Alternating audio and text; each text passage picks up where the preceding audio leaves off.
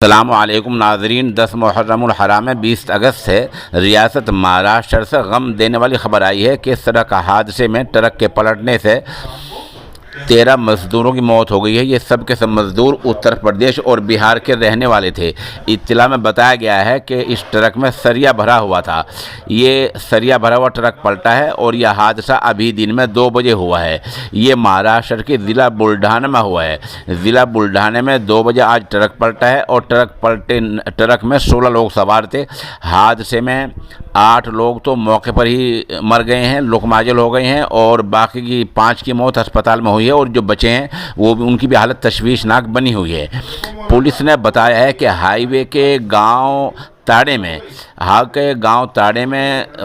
ताड़े से ये ट्रक गुजर रहा था और इसमें लोड से यानी अपने हैसियत से ज़्यादा सरिया भरा हुआ था और ये तेज़ रफ्तार से चल रहा था। ये ट्रक पलट गया तो सरिये के नीचे दबने से 8 मज़दूरों की मौके पर ही मौत हो गई और 5 की अस्पताल मौत हुई है। जो बाकी 2-3 बचे हैं उनकी हालत निहायत तशवीशनाक बनी हुई है। ये मज़दूर सब के सब बिहार और उत्तर प्रदेश के रहने वाले थे। इनके नाम क्या हैं अभी तक खबर देने वाली एजेंसी ने इस बारे में कुछ नहीं बताया है।